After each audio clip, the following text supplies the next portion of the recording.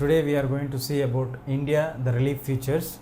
So in this India relief features, let us learn what is the meaning of the word relief features. Relief features are nothing but the different landforms which are existing in our country. As we know, our country name is India. India, we have a variety of landforms.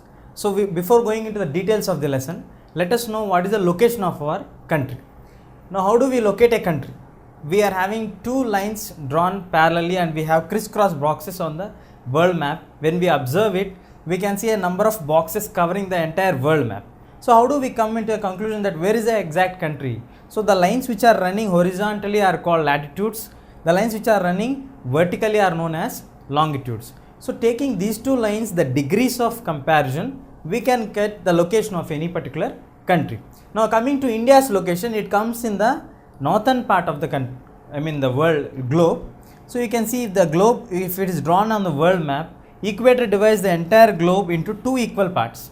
India comes in the northern hemisphere, that is clear by the location of the latitudes, that is 8 degrees to 37 degrees 6 inches north, and coming to the longitudes, it is towards the eastern part, that is from 68 degrees to 97 degrees 25 inches east.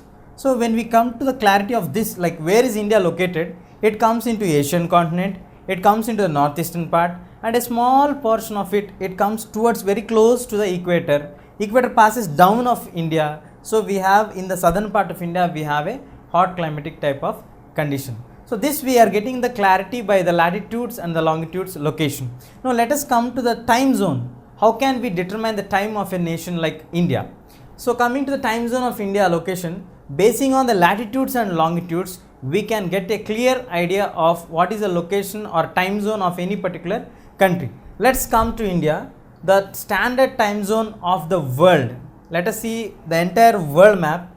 We have latitudes and longitudes. We use latitude and longitudes not only for the location of any particular country, but we also use them for determining the time zones of various places. Now as latitudes, equator is the 0 degree latitude. Coming to the longitudes, the 0 degree longitude is known as prime meridian or important Greenwich longitude or like Greenwich meridian. Coming to the point here, it passes through London at a place called Greenwich. So it is also known as Greenwich meridian or Greenwich longitudes. So that is considered as 0 degree longitude, and the place zone is considered as the perfect time for the world. And coming to India, like India location, we have seen from 8 degrees to 37 degrees of latitudes and 68 degrees to 97 degrees of longitudes. So how can we determine the time zone of our country India? Like we are having a gap. If you see any like latitudes or longitudes, we have 30 degrees here and 30 degrees here crisscrossing each other. So how can we determine the exact time of our country? You get a variation, like if you are in Gujarat, you get the time zone later when compared to a state like in Arunachal Pradesh, where the sun rises in the east very soon, and by the time it comes to Gujarat, you have a variation of nearly 2 hours. How do you get the time variation of 2 hours in the same country? Then what is the time zone that we have to take for calculation of our day-to-day activities? How can we determine that one? So to avoid such kind of confusions, our great meteorologists have studied and detailed analysis of this and came to a conclusion that let us take the half mark, the exact half mark between 68 to 97, that is 82 degrees 30 inches will be the Indian standard time for the calculation of Indian time zone along with the world time zones. So when we take it from 0 degree Greenwich meridian time zone to our Indian standard time zone, that is 82 degrees 30 inches, you have a gap of nearly 5.5 hours where Greenwich meridian is later to us, or like passing over a distance of 5.5 hour gap between Indian standard time and the Greenwich meridian standard time. So like that we come to the conclusion of the introduction of the lesson, like what is a relief features? Relief features meaning is that we have different landforms like mountains, plains, plateaus and different islands, deserts. All these we will be studying in the different types of landforms. It is collectively known as relief features. What is the location of our country? It is 8 degrees 37 degrees 37 inches to 68 degrees 97 degrees in the east. And coming to the time zone, the standard time zone of the world is Greenwich meridian, that is a 0 degree longitude or prime meridian, and Indian standard time is 82 degrees 30 inches, that is known as Indian standard time. It passes through Allahabad and it is 5.5 degrees variation between the Greenwich Meridian time and the Indian Standard Time. Let us see the geological background of the formation of our country, India. How is India formed? Now let us see what is the meaning of the word geological background. See, geological background is not like something rocket sciences. It is just simply meaning that geographically how is India formed. What is geographically meaning? Like how was India earlier? Like what was the collisions happened in the landforms? Like there are two landmass, entire landmass of the world is divided into two major landforms, that is Angara land and the Gondwana land. The Indian landmass is a part of the Gondwana land. In the process of its transformation, when the earth plates are rotating, Gondwana land got transformed and moved towards the northeastern part and collided the Angara land, that is the Eurasian plate, and formed the landmass of India. In the gap between the Gondwana land and the Angara land, we have a big sea known as Tethys Sea. This Tethys Sea got buckled up for millions of years, and result of this buckled up and compressed forces which raised the water bodies to a higher level, the sea which is in the down level moved up and got buckled up, and because it is moving to a higher elevation, it got freezed and formed the present day Himalayas. So Himalayas are nothing but a water body which was buckled up with the external force of the earth, of the movement of Angara land and the Gondwana land, when they were compressed by the earth plates movements and got buckled up for millions of years, not for one day, it was millions of years. Then it formed the Himalayas. The present day Himalayas are so elevated and so cool, like so completely covered with the frozen zones, is because of this kind of process which happened so many million years ago. Now from the Himalayas we have the origination of various perennial rivers. I think we all have an idea like what are the meaning of the word perennial rivers. The perennial rivers are the rivers which originate from the Himalayas and they never dry up. They don't have any summer dry ups or they don't have any breakups because of the lack of rains. So the perennial rivers are a continuous flowing rivers throughout the year from Jan to December. So these rivers like Ganga, Yamuna and Brahmaputra have they started their journey from Himalayas and moved towards the respective lands, and while they pass in the journey or the process of journey, they carried a lot of mud, sand, soil, everything, and fill the lands which are empty in the other northern part of Himalayas, and fill them and made them a fertile lands or plain lands which are very good for cultivation. That resulted in the formation of our famous Great Plains, what we are having for us in our northern part of the Himalayas. Then we have the plateaus for us. We shall discuss about this in the next part in detail. In the previous one, we have discussed about how the Himalayas are formed, how the process of the Himalayas, geological process and the background, we have discussed it. Now let us see what are the Himalayas exactly at present right now. The Himalayas are extending from north to the northeastern range and covering the entire distance of nearly 2400 kilometers, and it has an area which is occupied of nearly 5 lakh square kilometers from Jammu and Kashmir to Arunachal Pradesh region. They have a width of nearly 500 kilometers near the Jammu region. As they move on towards the northeast, the width goes on reducing from 500, in some areas it is 300, then it moves on to 200. As it reaches to Arunachal Pradesh region, it comes to its lowest, that is 90 kilometers of the width. So Himalayas are the largest young folded mountains what we have for us in our world in the present day, which are the young folded mountains, in the sense you can imagine how much young they are. Means the mountains which we are having in the other parts are older mountains. These are formed nearly 70 million years ago. These are the youngest folded mountains what we are having right now. Now coming to the Himalayan division, Himalayas are divided into 3 parts, 1, 2, 3. The first part is known as Greater Himalayas, or in the technical terms it is known as Himadri. The average height of the Himadri range or the mountain ranges which are present in the Greater Himalayas are 6100 kilometers from the sea level. If you take the consideration from the normal sea level, it is 6100 meters, not kilometers. It is meters from the sea level, where it covers to a highest elevation. All the highest peaks in the world like Mount Everest, Mount K2 range, all these falls in this range of the height. And this is completely snow bounded region, and it is comprised of all the glaciers and these glaciers melt, tilt and move on, and they get buckled up, and these are the major sources which when they start to melt become the sources of the perennial rivers, which are the continuous flow of the rivers. So we got a clear picture like what are Himalayas length and width. The length is 2400 kilometers, the width is from 500 kilometers on the northern part of Jammu and Kashmir to by it moves to the Arunachal Pradesh, it gets up to 90. In the middle it is from 300, 200, it varies at the regions and different places. And the entire Himalayas are divided into three parts. They are Greater Himalayas, the first part. The Greater Himalayas are also known as Himadri region. The average height is 6100 kilometers for them. All the highest peaks in the world exists here, and they are 6100 meters from the sea level. Completely they are snow bounded, and it comprises of glaciers, and the melting of the glaciers is the source for the perennial rivers. So in the previous part we have seen the first division of Himalayas. The second one is the lesser Himalayas. These lesser Himalayas are also known as Himachal.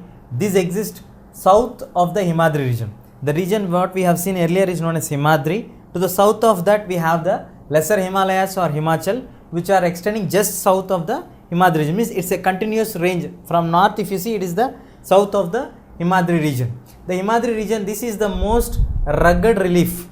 The lesser Himalayas are having most rough surface, the rugged relief, and they are highly compressed rocks. You find many rocks which are compressed, which got buckled up in the process of sedimentation, which we discussed in the earlier period, that when the plates are rotating and moving towards the northeast, when the plates got buckled up and formed as solid rocks, that consists of most highly compressed rocks of the region. And it region's height, as we have seen, the Himadri region height varies from 6100 from the sea level meters. So here it is very less when compared to that. It is 3700 to 4500 is the average range. It does not mean that everyone should have a low of 3700 or a high of 4500 meters. It may be in between of these two. Some peaks may be around 4500, some may be around 3900, some may be very low like 3700, but it is an average of between 3700 to 4500 meters. And coming to the important ranges of this region, we have two major important ranges covering in these two, the Himachal lesser Himalayas, that is Pir Panjal range and the Mahabharata range. That is, one is Pir Panjal range, the second one is the Mahabharata range, which covers a major part of the Himachal region. The famous valleys what are existing in this region are of Kashmir, the Kashmir valleys, and the Kangra and the Kulu region of Himachal Pradesh. These two are the major valley regions which are existing in this belt. And coming to the hill stations, we have many famous hill stations like Simla, Mussoorie, Nainital, Ranikhet, etc., which are comprising of this region. And the common feature of all this entire region is the entire region is covered with evergreen forest, the forest which never dry up. The grass leaves are completely green throughout the year. I think you all have the idea like what is the source of this one is because we are discussing about a region where we are having the perennial rivers. So perennial rivers does not dry up, so they supply water continuously for all the trees in the forest. So automatically all trees are growing with the good supply of water, and they have good soil also, which is very fertile and pollution free. So automatically the forests are completely evergreen in the region of lesser Himalayas. Now next part we'll discuss about what is the region which is to the south of the lesser Himalayas or the Himachal region. Now towards the south of the second division what we have seen of the Himalayas, the lesser Himalayas, let us go to south of the lesser Himalayas, that is the third division of the Himalayas, that is Shivaliks. The Shivaliks are like completely down and very close to the normal region of the Indo-Gangetic plain. Now the width automatically it comes down. The width of the Shivalik range is 10 to 50 kilometers. It is not like completely 50 kilometers. In some areas it's very less because the land was completely converted into a plain land or a Gangetic plain land because of the flow of the perennial rivers, and some regions it's okay, it is up to 50 kilometers. And the height is just 900 to 1100 meters. When it comes to the first range, it is 6100 meters. The second range 3700 to 4500. The third range is 900 to 1100 meters. Like you can understand the clarity that we are moving down from higher to lower, then we will come to the normal elevations. These Shivaliks are called with different names in the different regions. Let us say they are Jammu Hills in the Jammu and Kashmir region. They are called Mishmi Hills in Arunachal Pradesh. They are called Kachar in the Assam region. Like that they have the regional names for this, but overall name what we have is the Shivalik region. Regions consisting, this region is completely comprised of thick gravel stones and alluvium. The deposits of the alluvium which was brought by the perennial rivers got deposited here, and many of the gravel stones which are very thick got deposited in this region. So this region consists of thick gravel and the alluvium of the main key character of this Shivalik region. And we have the world famous dunes. The valleys of this region are called dunes. They are called Dehradun, Kotli Dune and the Patli Dune, which we have very famous Dehradun. I think we all have visiting places for many people. And coming to the Himalayas, like we are discussing about the divisions of the Himalayas. Himalayas ends with the key word of Brahmaputra Valley. Brahmaputra divides the Himalayas from India to the other nations here. And in Arunachal Pradesh region, the Himalayas take a hairpin bend.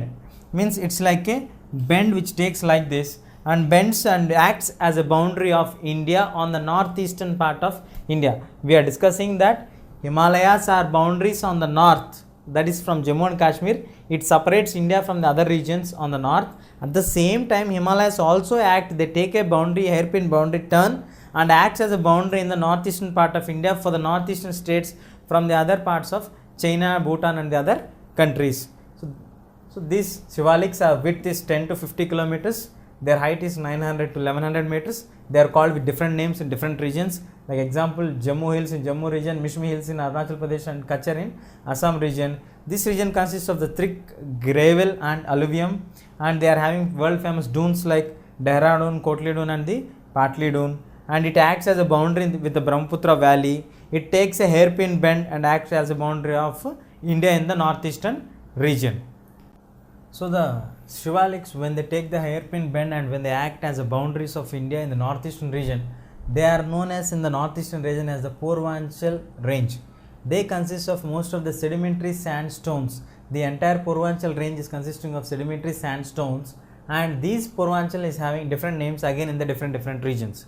Like see here, the Patkai hills in the regions, the Naga hills, the Manipuri hills and the Mizo hills, according to the regions and the local names, were allotted to the Purvanchal range. The overall name which covers the Shivalik range is dividing the Purvanchal range. It is consisting of the sedimentary sandstones. And now we have discussed about the different types of Himalayas. Like Himalayas are divided into 1, 2, 3. The first part we have seen as Himadri, then Himachal, then we have seen the Shivaliks. What would India be if the Himalayas are not there? What are the advantages or disadvantages with the presence of the Himalayas? We have seen the formation of Himalayas, the geological background of the Himalayas, the existence of the Himalayas, the different divisions of the Himalayas, the height and width, the depth and the width of the Himalayas. All these we have covered now. Let us see the positives and the negatives of the Himalayan region. Let us see here, because of Himalayas, India is having a good climatic condition when compared to the other regions. How can we say that India is having a good climatic condition? The next point is that we get cold winds which are coming from the polar region completely towards the equator, which are blocked by the Himalayas, so that we get rains and India does not turn into a desert land. The summers we are experiencing because of Himalayas, and in summer also sometimes we get rains, that also we experience by Himalayas, and we are having the monsoon type of climatic conditions which we are having in the entire India, where it is very helpful for the Indians, especially in a country like India where 80% of the people are dependent on agriculture. Is must we should have rains. We are having the rains because of the Himalayan existence, which block the winds which are moving from the Indian Ocean towards the north and get rains for us, and also blocks the cold winds which are moving from the northern region towards the equator. So it acts as a double barrier for both the edges. We have some negative points, like if India is not having the Himalayan existence on the northern part, India might have been turned into a desert. This is a condition when there are no Himalayas. Clearly understand this point. If we don't have the Himalayan region, India would have been a desert. And the sources, Himalayas act as a source of the perennial rivers which flow continuously throughout the year and fill the Indian Gangetic plain with the soil, water and everything. And they also provide a lot of silt to make the plains fertile for us. and provides for agricultural fertile land which is most useful for the Indian people, and most of the Indian people are dependent on that. So Himalayas have many advantages for us, and it's like a God gift for the Indian people, which made India into a non-desert land and made it into a fertile land because of the existence of the Himalayas. So in this part we have covered the Himalayas, the Himalayan regions, the different divisions of the Himalayas, the height, width, depth of the Himalayas, how are they acting for us, what are the positives of the Himalayan region, and we shall discuss in the further units the other parts of the other divisions of the India. So the next major physical division what we are having for our country India is the Indo-Gangetic Plain. In the previous part we have decided about the Himalayas. Now let us go discuss about the Indo-Gangetic Plain. The Indo-Gangetic Plain, this is the second major physical division of India what we have. In the Indo-Gangetic Plain, it covers or it comprises of the three major Himalayan rivers, that is Indus, the Ganga and the Brahmaputra river. These three have originated from the Himalayas. So as we come to the point like these rivers originated from the Himalayas, obviously these all are the perennial rivers, which means that they flow continuously throughout the year. So they supply water for Indian land as well as for Pakistan continuously throughout the year. 20 million years ago, that is 20 million years ago, which means that 20 into 100 lakh, 10 lakh million years ago, which means 200 years ago, the entire land what we are discussing about the Indo-Gangetic Plain was completely a shallow land, which is a low land, which was filled with the water which brought the alluvial soil from the three Himalayan rivers, the silt, the accumulated soils which we got, the fertile soil was filled and completed this shallow land and made it a complete land. We got the Indo-Gangetic Plain. This is the geological background of Indo-Gangetic Plain. Now in the Indo-Gangetic Plain we have again major divisions for Indo-Gangetic Plain, that is the western part, the central part and the eastern part. Coming to the western part, what is there in the western part? As per the location of the western part, it covers the entire western part of India, that is the Punjab region, Haryana region and towards the Pakistan region, which starts from the Jammu edge towards the downwards, that is the Himalayas covering the Jammu region. The downward part we get the western part of the Indo-Gangetic Plain. The major thing is that Indo-Gangetic Plain is completely fed. The western part is fed with the water of Indus. Indus have 5 tributaries.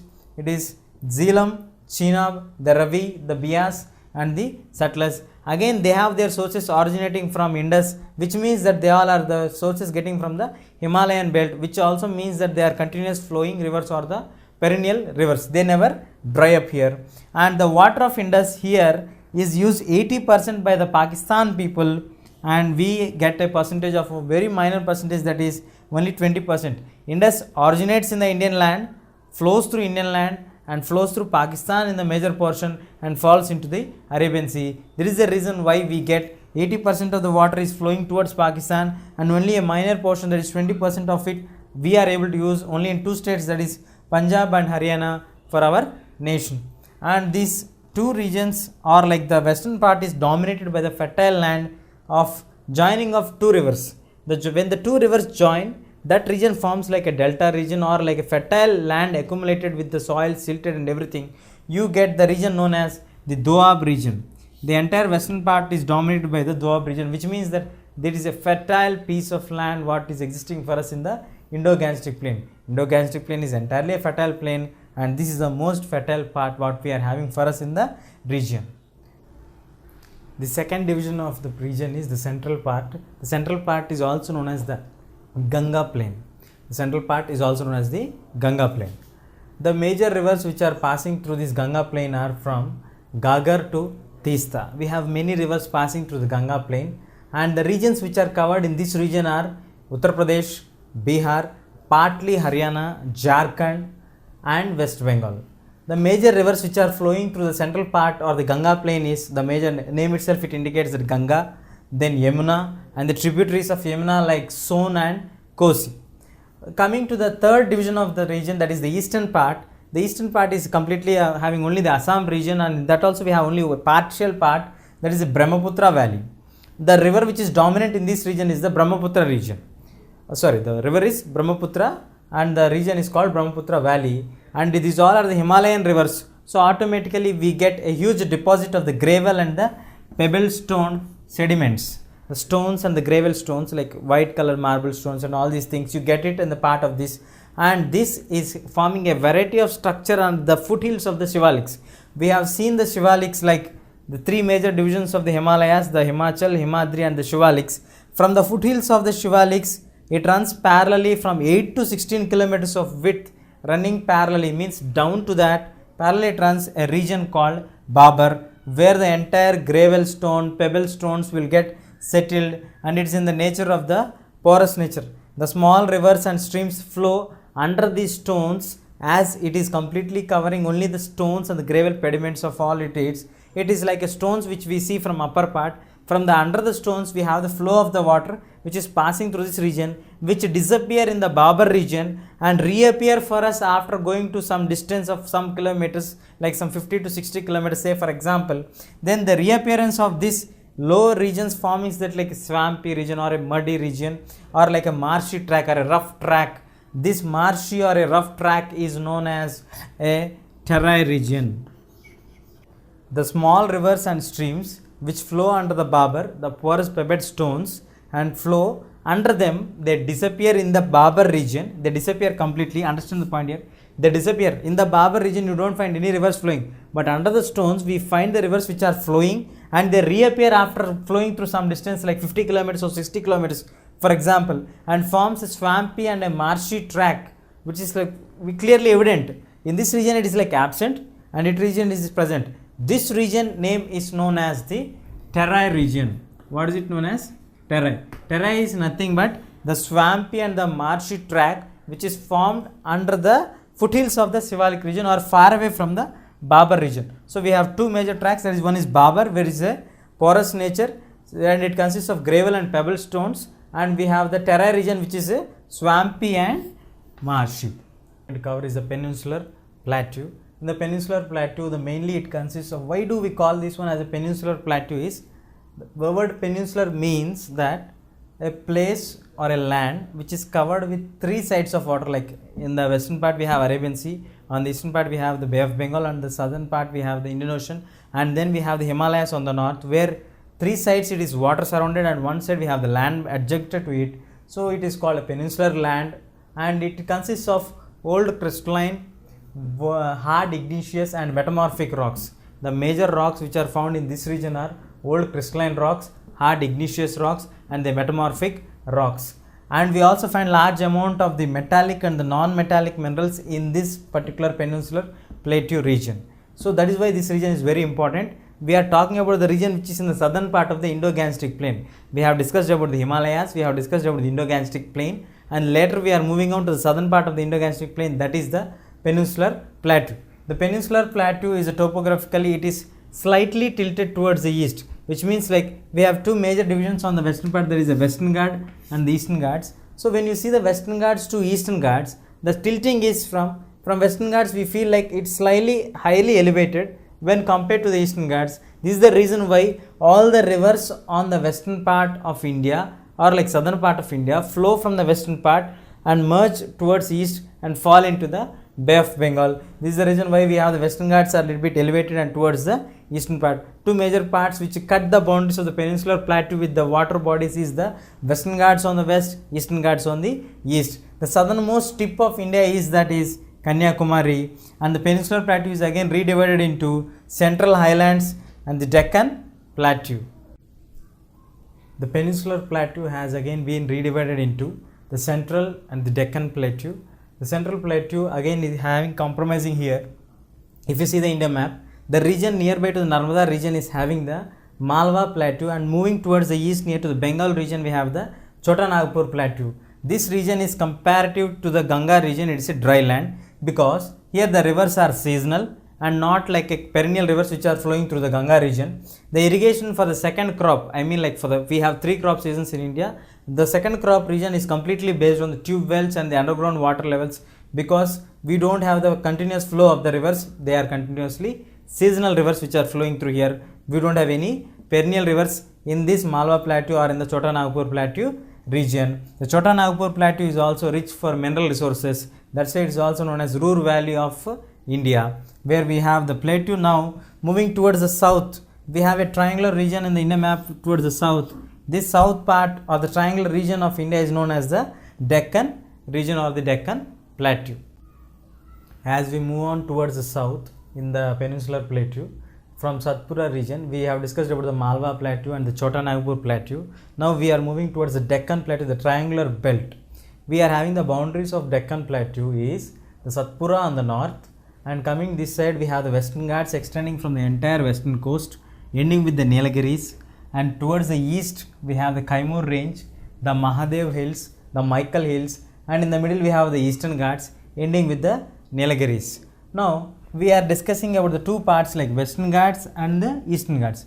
Let us analyze what are the differences of the Western Ghats and the Eastern Ghats, the key features of Western Ghats and Eastern Ghats, because they are the key features of the Deccan Plateau. If you study the Western Ghats and Eastern Ghats, you get a clear picture of the entire Deccan Plateau region. Let us come to the Western Ghats. The Western Ghats run parallel from along the western coast of the Arabian Sea. They are continuous, they are never breaked by any river. We have only one gap that is nearby to Goa region. Other than that, we are continuously range, and we have an average height of nearly 2000 meters elevated. So when I told you in the previous session itself that the elevation is slightly tilted towards the east, which means the Western Ghats are in higher when compared to the Eastern Ghats. So the Western Ghats are right now 2000 meters above from the sea level. They are higher than the Eastern Ghats. They extend to a kilometers of 1600 kilometers on the entire from Gujarat to the Nilgiri region of the Kerala belt, and from there from the Gudalur to Nilgiri, and the famous hotspot or hill station like Ooty or Udagamandalam is located in this region. The highest peaks of these Western Ghats is Annaimudi, which is located in the Annamanai Hills. Annaimudi Hills peak located in the Annamanai Hills, and Doddabetta, which is of 2637 meters. These two are the high peaks of the Western Ghat region of South India. Moving towards the Eastern Ghats, we have the Mahanandi region. Like on the north we have the Mahanandi Hills moving till the last edge, that is the Nilgiri Hills. They are not continuous like the Western Ghats. They are broken up by the rivers of Krishna and Godavari, where they cut into and fall into the Bay of Bengal, and they rarely exceed to a height of nearly 900 meters. And the highest point of the Eastern Ghats is known as Aroya Konda, which is in Chintapalli of Andhra Pradesh region. And we also have the hills of Nalamala region, Velikonda region, Palakondas, and also the famous Seshachalam hills, where the holy temple of Tirupati falls in the Seshachalam hills. These are the hilly tracts which are located on the eastern part. The entire Deccan Plateau is having the complete black soil which is formed of the volcanic activity. Thar Desert. The Thar Desert is covering a region of nearly 2 lakh square kilometers in our country. It has occupied in that region. It is located in the western part of our continent, the Indian subcontinent, and it is on the leeward side of the Aravalli region. And the average rainfall in this region is just 100 to 150 millimeters per year. It's very less. It's completely zero, like when it compared to our normal regions. And the climatic condition of the existence of the region is it is sandy and rocky outputs. And the only river which flows through each region is the river Luni. And many of the small lakes which appear in this region get disappeared after some distance, and any of the lakes does not reach to any of the sea or the end point of the Arabian Sea. That is the reason why we don't find any large rivers. Only one river is found, that is the river Luni, which flows through the Thar Desert. And we have one more important thing is the canal which is known as Indira Gandhi Canal, which flows for 650 kilometers and covers a large part of the Thar Desert region and converted it into a fertile land for doing agricultural and purposeful works. So that is a major work which was done by the Indira Gandhi Canal of 650 kilometers. So the two major water bodies which are covering the Thar Desert region into normal land is river Luni and the Indira Gandhi Canal, covering a region of 650 kilometers, a wide width of the Thar Desert region, converted most of the Thar Desert region into a normal land. The other lands are semi-arid and arid type of climatic conditions. Now coming to the coastal plains, we have again divided the coastal plains into the western coast. The western coast, as we have discussed with the Western Ghats, they are continuous, and we have the Rann of Kunch in Gujarat to running towards the Kanyakumari, covering continuously without having any major gaps or breaks. But when it comes to the eastern coast, we have the division of the eastern coast again into three parts, that is Konkan, that is region from Maharashtra and Goa, then Canara, that is from plains of Karnataka, then again we have the Malabar coast, that is a region of Kerala. the Bay of Bengal plains are wide and they cover the regions of Mahanadi to Kaveri Delta, means from the Odisha region to the entire Tamil Nadu region are covered continuously with the breaks of the gaps which are existing in the different regions. And the major rivers which are creating the breaks for this eastern coast is the rivers of Krishna, Godavari, Kaveri and the other Godavari regions. And we have the different names for these in the different places. Like in Odisha it is called Utkal and it is called Sarkar in Andhra, and in Tamil Nadu it is called Coromandel. The coastal plains we have discussed. The famous lakes of the coastal plains are the Chilka Lake of Odisha, and the other two famous lakes are the Koleru Lake and Pulicat Lake, which are present in our state AP. And the most striking feature of the coastal plains is that agriculturally the coastal plains are the well developed is equal to that of the Gangetic plains. And coming to the last physical division or the major divisions of islands, that is we have again two groups in the islands, that is the Andaman and Nicobar Island group and the Lakshadweep Island group. Coming to the Andaman and Nicobar Island group, these are located in the Bay of Bengal. These are the elevated parts which got submerged during some period of time of Mount Arkam Yoma, which is a Myanmar mountain ranges. These are formed because of volcanic origin, and the southernmost tip of India, that is Nicobar Island, or it is also known as the Indira Point. This Indira Point is not present right now. It got submerged in 2004 tsunami. So there is no Indira Point at present existing live. It got submerged during the tsunami in 2004. These are the basic features of the Andaman and Nicobar Islands. We have very good number of islands, like nearly 230 to 270 group of islands located in this. The number varies because some islands appear during some period and some islands disappear during some period. So we can't get the exact number. It is around 240 to 270. Coming to the Lakshadweep Islands, it is located in the Arabian Sea. They are of the coral origin. We find many corals here, and its area is just only 32 square kilometers, and we find great variety of the flora and fauna like plants, fruits, animals and all these things. And after having a brief study of all these things, like we have seen the Himalayas, we have seen the Indo-Gangetic plain, we have seen the peninsular plateau, we have seen the Western Ghats, Eastern Ghats, then we have seen the coastal plains, and finally to the islands. Now we can come to a conclusion that there is a vast diversity in the forms of lands which are existing in our country, that is India.